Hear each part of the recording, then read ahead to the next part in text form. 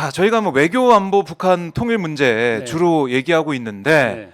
처장님께서 페이스북에 네. 눈에 좀 띄는 글을 올리셨습니다. 아, 제목이 마리 앙뚜아네트는 억울하다.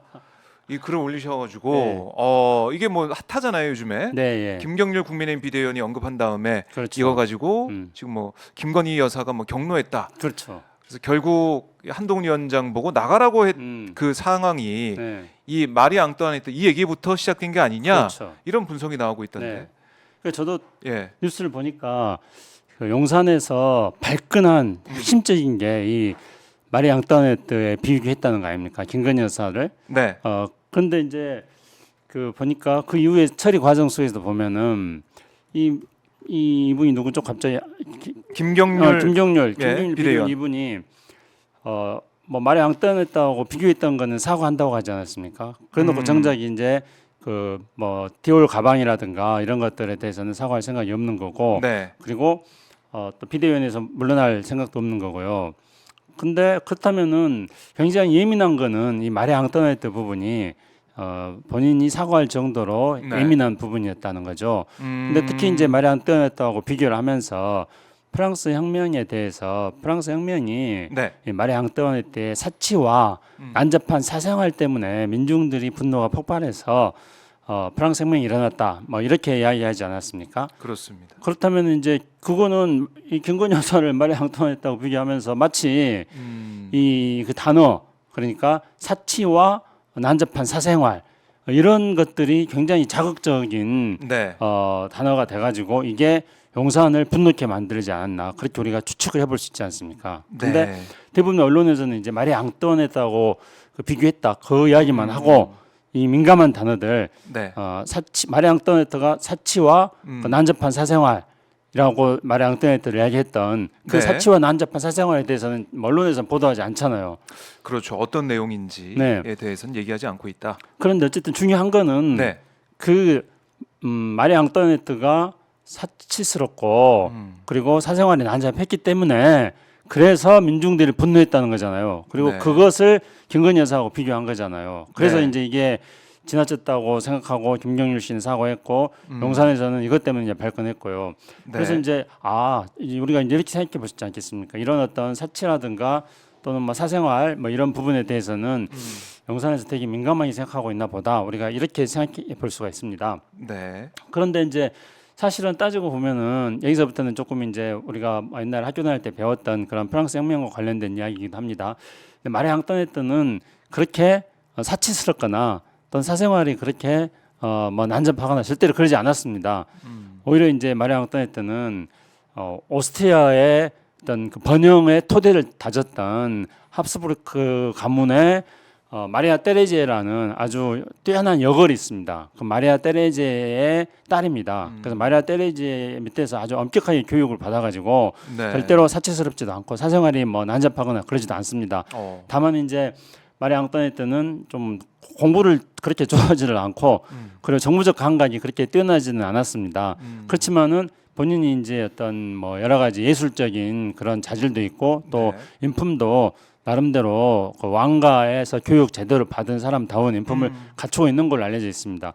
그런데 이제 프랑스 혁명이 일어나니까 어쨌든 누군가가 프랑스 혁명이 일어났을 때 그 민중의 분노의 화살을 맞아야 되는 그런 또 그 시점에서의 필요가 있었기 때문에, 그래서 민중들은 뭔가 격분한 대상으로서 마리 앙뚜아네트에게 화살을 쏜 겁니다.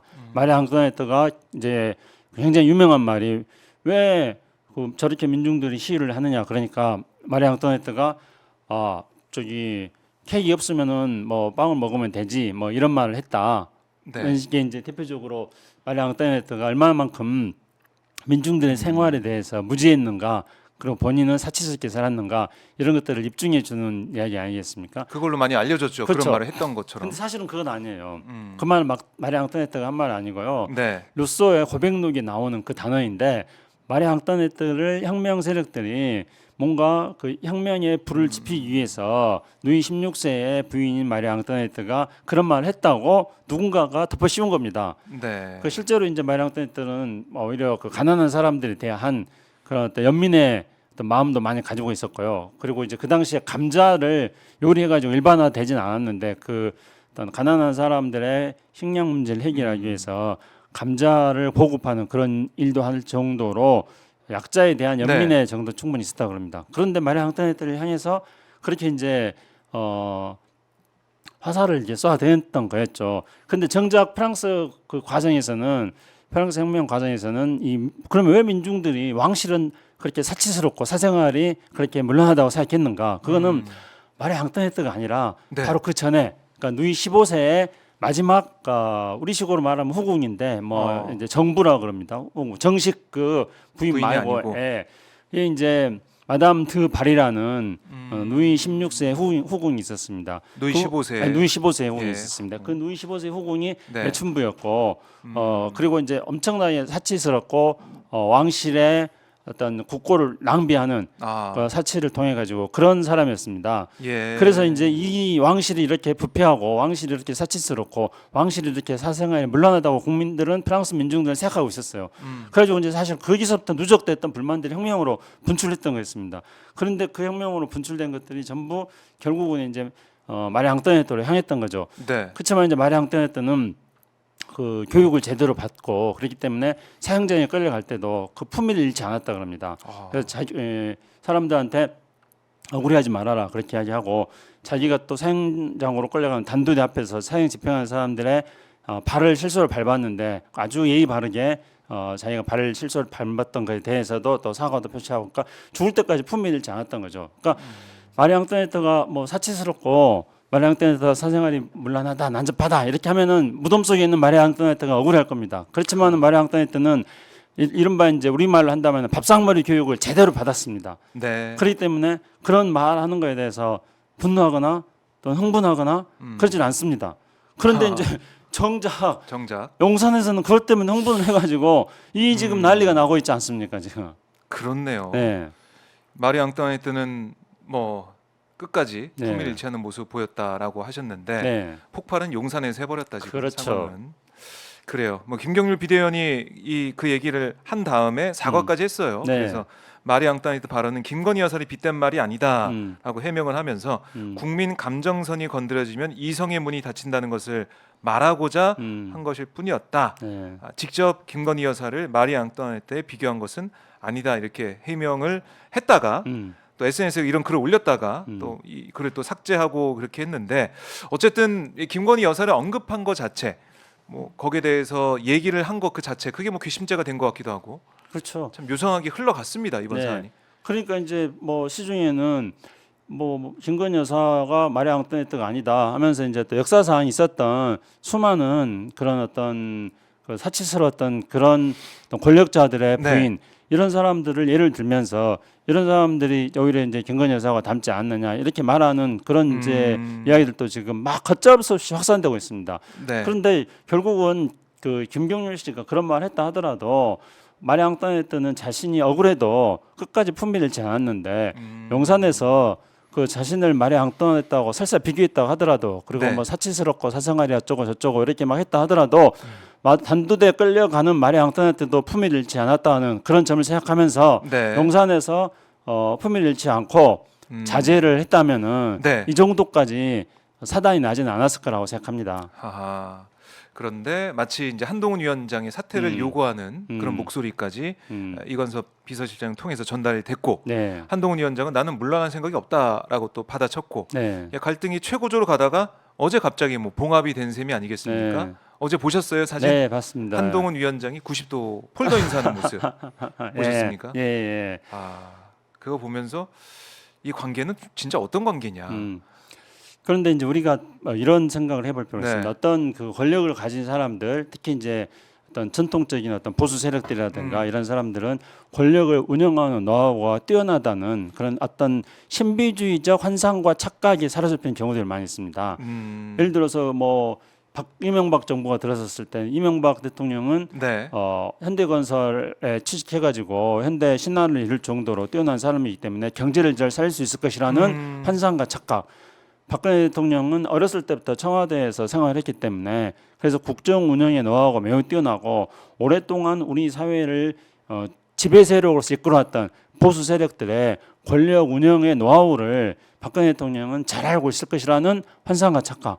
이런 환상과 착각이 있었습니다. 그렇네요. 근데 이명박 정부 때, 박근혜 정부 때 우리 아마 역대 대통령들 중에서 박근혜 대통령은 이미 탄핵 당했으니까 더 이상 제가 뭐 설명하거나 드릴 말씀 없습니다만은 우리나라 역대 대통령 중에서 가장 인기 없는 대통령, 국민들한테 가장 나쁜 평가를 받고 있는 대통령이 이명박 대통령이거든요. 네. 그러니까 그런 우리가 환상과 착각에 빠졌었는데 그걸 다시 본다면은 그런 실체를 정확하게 우리가 알 수가 있는 것이죠. 마찬가지입니다. 지금 이제 어떤 검찰이 워낙 지금 우리 사회에서 큰 권력을 가지고 있지 않습니까? 네. 그러니까 어떤 검찰 출신의 특히 이제 검찰총장 출신의 어떤 윤석열 대통령과 그리고 한동훈 법무장관은 네. 마치 어떤 그 굉장한 어떤 그 무소불위의 또는 아주 신비스러운 능력을 가지고 있는 사람들이라 가지고 세상 일을 다 마음대로 주물뚝주물뚝 한다 이런 어떤 환상과 착각에 사로잡히기도 합니다. 예를 들어보면 이제 그런 어떤 김건희 여사하고 한동훈하고 뭐 윤석열 대통령하고 사이에서 어떤 갈등이 일어났을 때 그런 갈등이 짜고 치는 고스톱이라고 생각하는 것들이 바로 이 검찰 권력은 그 큰 권력을 가지고 있기 때문에 그래서 세상 일들을 자기 마음대로 자기 손바닥 안에서 주물떡주물떡 할 수 있는 그런 세력이구나 하고 착각을 한다는 거죠. 그렇지만은 결코 그 모든 일들을 원하는 대로 자기가 마음껏 주물떡주물떡 하기에는 우리 국민들의 수준이 너무나 높아졌습니다. 그리고 세상 일이라는 것은 너무나 복잡해졌습니다. 그렇기 때문에 절대로 이 권력을 가진 사람들이 이 세상 일을 떡 주무르듯이 마음껏 주무를 수가 없는 것입니다. 그렇기 때문에 뭐 한동훈 비대위원장하고 윤석열 대통령이 뭐 짜고 치는 고스톱이다 또는 뭐 이번에 어떤 그 화재 현장에 사천 화재 현장에서의 극적 타협을 통해 가지고 봉합을 했고 뭐 잘 될 거다 이렇게 생각하는 거는 그런 어떤 마치 그 전지전능한 능력을 가지고 있다는 그런 어떤 환상과 착각에 사로잡히는 것에 달함 아니다고 생각합니다. 핵심적인 문제 해결되지 않지 않았습니까? 그럼요. 뒤로백 문제 어떻게 해야 될 것인지 김건희 그 특검법 그거 어떻게 해야 될 것인지 이런 핵심적인 문제는 해결되지 않았습니다. 그렇기 때문에 뭐 이들이 전지전능해 가지고 모든 일들을 계획대로 착착착착 해 나간다고 생각할 필요가 절대 없습니다. 그건 착각입니다. 네.